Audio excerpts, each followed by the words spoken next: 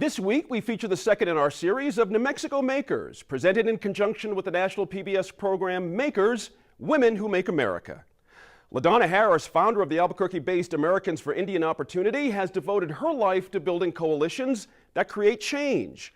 Her accomplishments at Americans for Indian Opportunity are legion, from helping the people of Taos get back their sacred Taos Blue Lake to connecting American Indians to Native people half a world away. Here's NMIF correspondent Sarah Gustavus with New Mexico Maker LaDonna Harris. You're the founder of Americans for Indian Opportunity. You've done a lot of political work over your career, but this organization is 40 years old, headquartered here in Albuquerque. Why did you start Americans for Indian Opportunity? I guess one of the biggest shocks to me as a Native American going to Washington, how little the general public knows about us or understands us. So that half of our AIO life, Americans for Indian Opportunities life, was to educate the people who were decision makers. And we formed a way of doing it, and we call it Indian 101, and we're still doing it for a lot of people. What were your early career ambitions? I had a desire to become a librarian, even in high school. I worked in two different high school librarians as a librarian, and I just thought I love books. But then I got married my senior year in high school. Fred was at the University of Oklahoma at the time, and so we had to both work to put him through college and through law school. So my ambition, I guess, turned out to be both political, and then when he was off before he was in the United States Senate, he was in the State Senate. So while he was off in Oklahoma City, I would get involved with all of these integrating our hometown and then organizing Oklahomans for Indian Opportunity. Those two things seemed to go together quite comfortably.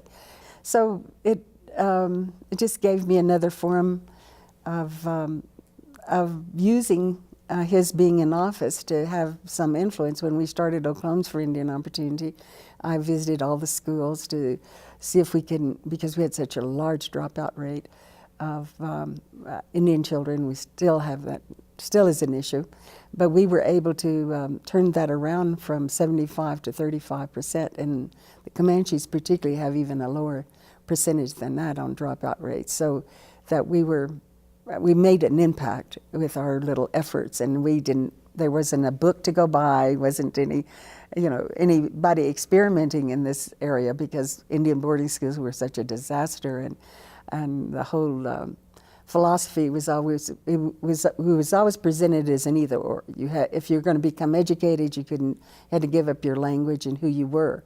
And if you became a Christian, you had to give up your ceremony, your dance, and so that it was always an either or. And when someplace in my life I decided it was not an either or, I could do both. And so that's really what gave me the courage to take on, or having that philosophy that I could question anybody in authority. It gave me the strength to say, well, they're not always right. Was there a time when you started to see your own identity and your own potential to make a difference politically and with your own political activism? I did. When I helped to organize the Women's Political Caucus, I was a founder along with Gloria Steinem and Bella Abzug and Betty Friedan, all of those great women.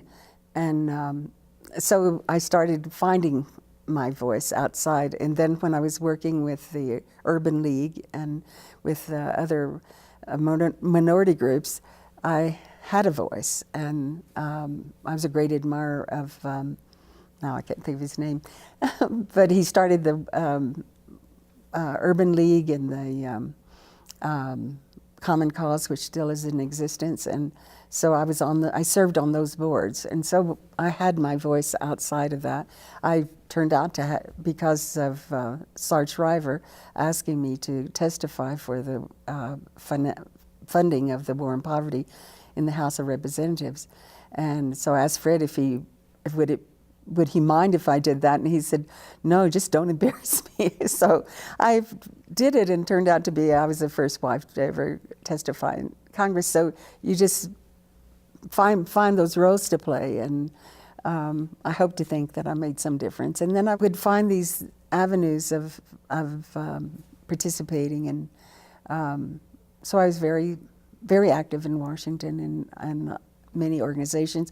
When I got there and saw that women who were in government couldn't travel because it was not acceptable to go unchaperoned, can you imagine, a woman that was in government, and so they couldn't climb the ladder, the federal ladder even, and so I thought that was so grossly unfair. That's really what motivated me to get into the women's movement, because when you see discrimination in one form, you can't accept it in another. So that's how I got involved that way.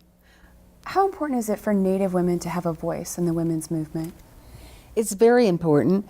It was very difficult in those early stages to have women of color to be a part of the women's movement. Culturally, there was cultural differences. It was difficult, and I thought I could bridge that gap, but I never did very well. So we started a Women of Color organization, and that brought a lot of people rose to. Then it was more integrated organizations. The women's movement became much more integrated, but we are making a difference, and the women are doing it as well as the men. That we've made such transitions since the 60s to where we are now, both economically and socially and politically. Where do you get your confidence from? I'm not sure. I think I really think it comes from my Comanche culture. Though my father was Irish in the Great Depression, like a lot of Oklahomans, he went to California to try to find a job, and my mother went to work for the Indian Hospital, and I was reared by my Comanche grandparents, and I really think it came from them. That sense of identity, of self, I think that's something that tribal America has, that you have a sense of belonging to something bigger than yourself, and you belong to the United States too, but you belong to your tribe, and then you're a United States citizen. And so that sense of self comes from that background, and then being involved in these things and working with other people to move and organize themselves so they can move in a new direction. Those few accomplishments gives you a little more confidence to be outspoken and do a little bit more. And what's your advice to other young women, especially young Native women who are maybe just getting started on a career path? Well, be sure to know your tribal culture, and it's not an either or. You don't. Some people say we live in two different worlds, but I think that makes you schizophrenic if you try to live like that. You can't leave your culture, on the res and come into town and transform, try to play two different characters all the time. They bring the culture with you and help share it and make it a part of you. LaDonna Harris, thank you for sitting down with us today. Our series continues in next week's program. Sarah Gustavus speaks with the first Hispanic woman governor in the United States, New Mexico's Susana Martinez.